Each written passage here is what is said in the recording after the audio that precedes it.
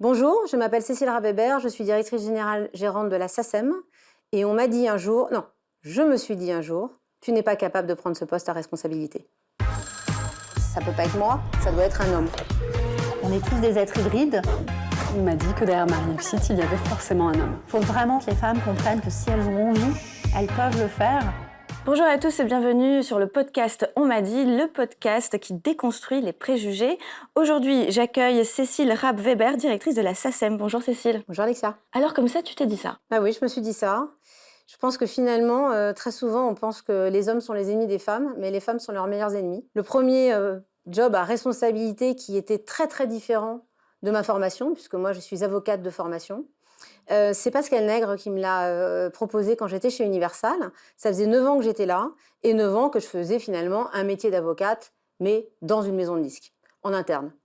Et puis un jour, avec la crise du disque, il a fallu développer des nouvelles sources de revenus, merchandising, la langue des Rolling Stones sur les t-shirts, des concerts privés de Lady Gaga et des plateformes digitales. Et Pascal Nègre, à l'époque, m'a dit « Eh ben Cécile, c'est à toi que je confie ce développement. » Et là, ma première réaction, mais tu es fou, j'en suis incapable. Wow. Et la chance que j'ai eue, c'est qu'il m'a dit, mais moi je pense que tu en es tout à fait capable. Et finalement, il n'avait pas tort. Alors ça, c'est une première fois. Et pourquoi tu t'es dit ça à ce moment-là? Qu'est-ce qui s'est passé dans ta tête? Pourquoi immédiatement tu t'es sentie incompétente par rapport à ça? La première chose, c'est que j'étais dans une société qui était jusque-là dirigée essentiellement par des hommes. Pascal, évidemment, à la tête de la maison. Et puis, toutes les unités business étaient ce qu'on appelle des labels de musique. Et à leur tête, il y avait un homme. Et donc, il n'y avait pas de femme directrice générale. Donc déjà, ça me semblait très incongru que d'un seul coup, il y ait une femme. Et puis, par ailleurs, c'était un travail commercial, un travail de marketing, et c'était rien à voir avec ma formation d'avocate. Et donc, je pensais que c'était tellement hors, finalement, l'enseignement que j'avais eu, et surtout l'expertise que j'avais acquis et développée, et pour lequel j'étais assez reconnue en plus dans mon milieu. Et donc, finalement, c'était une prise de risque, et je pensais que ça ne serait pas du tout accepté finalement par l'environnement, par mes interlocuteurs, que je ne serais pas crédible. Waouh, donc tu t'es dit ça, en fait tu as anticipé ce que les autres pouvaient penser de toi et tu t'es imaginé un certain nombre de choses qu'on pouvait projeter sur toi. Et pourtant, lui, il a vu en toi cette compétence. Voilà, Finalement, c'est un génie.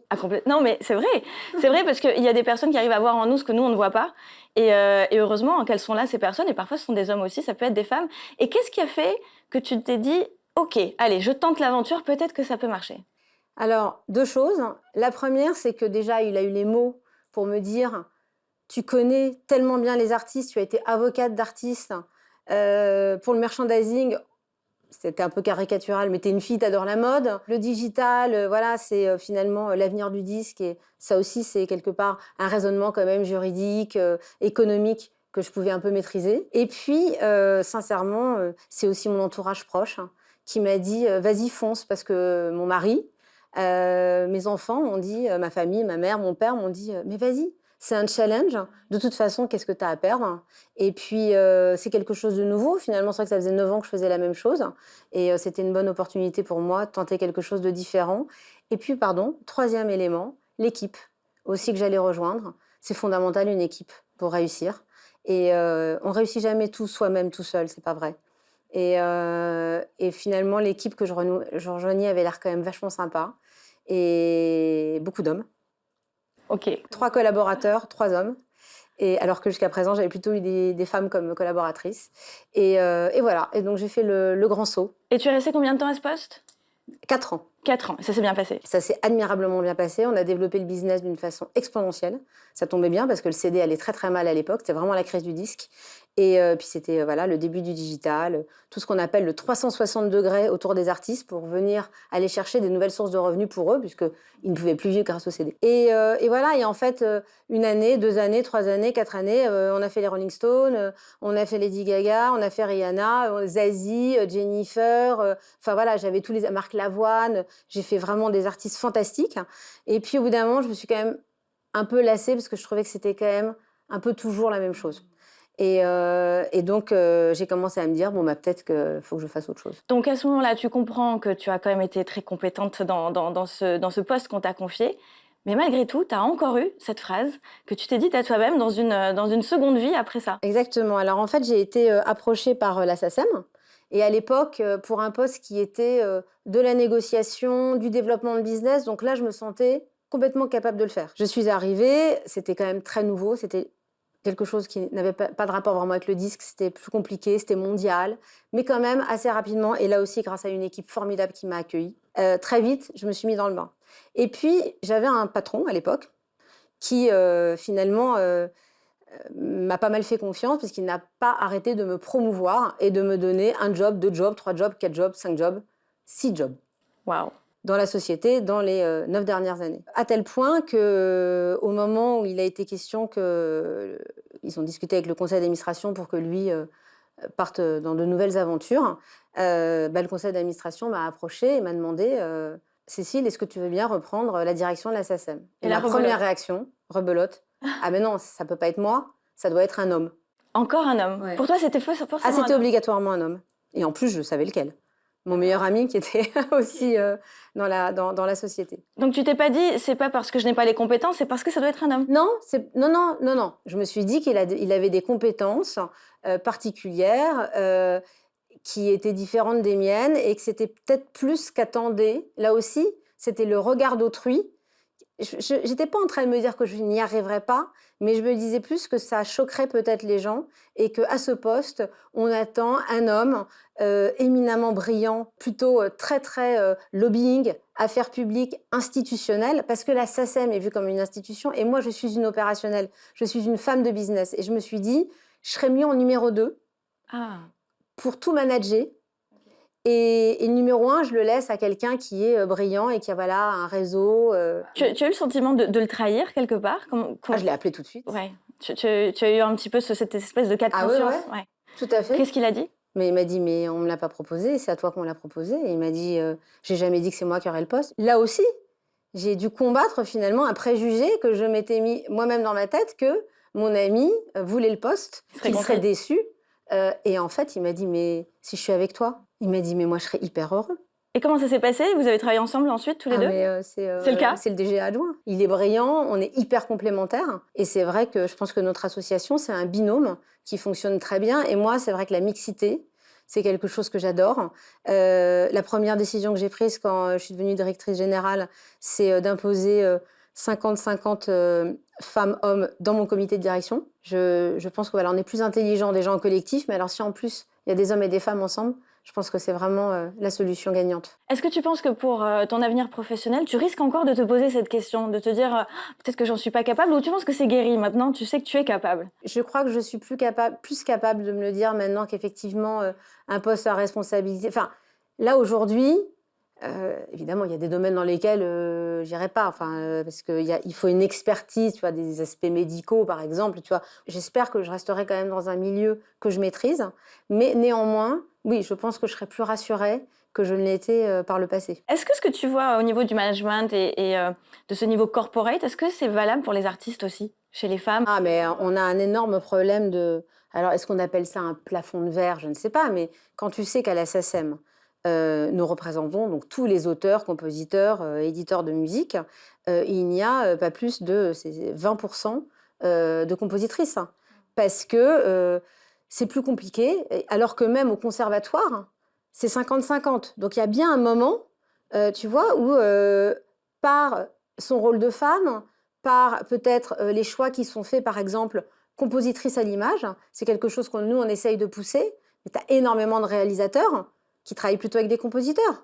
Alors là, comme tu commences à avoir un peu plus de réalisatrices, ça va peut-être pousser à avoir plus de compositrices à l'image. Les chefs d'orchestre, c'est un drame. Et ce qui est très drôle, c'est qu'il y a une étude qui a été faite à l'aveugle.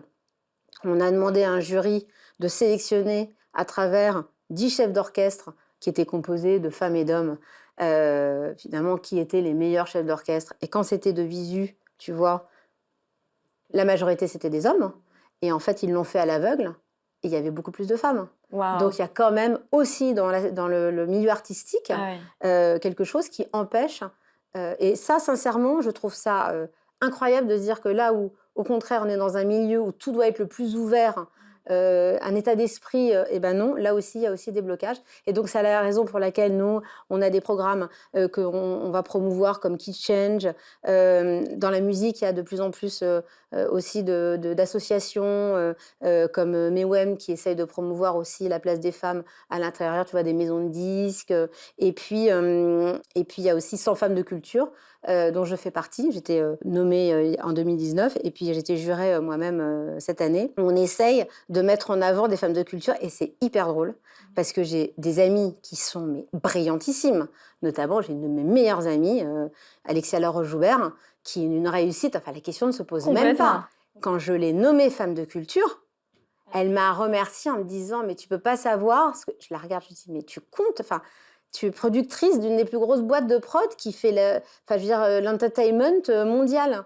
Et voilà. Et j'ai une autre amie, Marine Ford, qui est patronne du cinéma à Gaumont. Elle aussi, elle était super contente. Et ça m'a fait rire que mes amies, que j'estime et que je trouve avoir une réussite exceptionnelle, eh ben, elles-mêmes, elles étaient vraiment heureuses et fières de pouvoir être reconnues dans leur domaine. C'est là que je me suis dit qu'on avait vraiment tout un problème de reconnaissance personnelle. Ce qui est bien, c'est que tu prends conscience quand même que tu as cette force à apporter à toutes les femmes qui doutent d'elles. Qu'est-ce que tu pourrais aujourd'hui dire à toutes ces femmes qui nous écoutent, CIO ou CIO en devenir, de passer à l'action et de ne pas avoir peur? Quels sont tes conseils pour ça? Le conseil principal, c'est qu'effectivement, alors j'ai eu la chance finalement d'être rassurée par ma famille, mais si déjà j'avais un peu moins douté de moi-même, donc il faut absolument que les gens apprennent à se faire plus confiance. Par quoi ça doit passer? Peut-être justement par le regard de leurs proches qui peuvent les rassurer. Parce que, bon, pas en allant voir quelqu'un qu'on ne connaît pas. Donc, je pense que ça, c'est bien. De s'entourer justement de gens qui sont dans l'empathie, de fuir les gens toxiques. Parce que c'est jamais ceux qui vous aideront à progresser. Jamais, jamais. Et puis d'avoir le courage, de temps en temps, de pointer le bout de son nez et sans s'imposer, de quand même suggérer qu'on est disponible et qu'on est ouvert aussi. Parce que si on ne dit pas aux gens qu'on a envie de faire quelque chose... Ils vont pas le deviner, ils vont pas aller chercher. Sincèrement, ils vont pas aller chercher, ils ont d'autres chats à fouetter. Ouais. Et puis entre-temps, il y en aura eu 4 qui seront venus le dire, et donc vous vous serez fait squeezer la place. Donc ouais, ne pas s'imposer, parce que je trouve que c'est parfois maladroit, mais en tout cas suggérer et montrer qu'on est là. Et puis finalement, la chance que j'ai eue, c'est que j'ai eu des jobs que j'ai adorés, je me suis éclatée. Et finalement, quand on choisit des jobs qu'on aime et qu'on s'éclate, très souvent on réussit. Et donc finalement, les promotions, elles viennent avec. Cécile, tu es maman de 2 enfants également. Est-ce que justement, tu as eu l'occasion de leur transmettre cette force à tes enfants et de leur dire « vas-y, crois en toi et ne doute pas ». Alors, je pense qu'il y a déjà 2 aspects. Un des aspects principaux qui m'a fait peur au début, c'est que finalement, tu es quand même moins présente quand tu as un poste à responsabilité. Qu'une maman qui peut terminer à 18h. D'autant plus quand tu travailles dans la musique, tu sors le soir. Donc déjà, il fallait que je sois une maman crédible, parce que si t'es pas là, donc déjà j'ai une chance exceptionnelle, c'est que j'ai un mari incroyable, et je te dis je t'aime, qui déjà était là pour m'aider, parce que je serais peut-être pas devenue directrice si à la maison j'avais dû rentrer à 18h pour m'occuper des enfants, parce que ça, je ne crois pas au... concept, mais non, directrice, ça ne changera rien à ta vie. À 18h, tu pourras préparer le repas et faire les devoirs. Intéressant. Je sais que moi, certaines me disent oui, on recommence à bosser à 22h avec l'ordinateur. Je me dis, mon Dieu. La deuxième chose, c'est qu'ils m'ont vu donc bosser, beaucoup. Et donc, ils ont déjà compris quand même que le travail, c'était quelque chose d'important, mais ils ont vu que je m'éclatais. Et donc, ils ont compris qu'il fallait qu'ils essayent de trouver un domaine dans lequel ils avaient une passion. Et bien évidemment, pendant leurs études, ils ont pu être amenés à douter, de savoir... Alors, tu sais, c'est très basique, déjà, rien que les maths. Voilà. Et moi, j'ai été automatiquement à les accompagner en disant, mais Valérie, explique-moi. J'avais fait ça quand j'étais plus jeune avec ma mère. Explique-moi ce que tu ne comprends pas. Et le simple fait qu'ils m'expliquent ce qu'ils ne comprenaient pas, ça devenait d'un seul coup beaucoup plus clair pour eux. Et donc finalement, écoute, oui, ça se passe plutôt pas mal pour eux. Tu as lancé un beau message à ton mari. Donc il est important dans ta carrière, justement, pour t'épauler. Il a été un soutien inconditionnel dans tes choix? Inconditionnel. En plus, je l'emmène partout. Donc, voilà, il a sa propre carrière, il est architecte d'intérieur. Voilà, j'avais posé la question, qu'est-ce qu'il fait?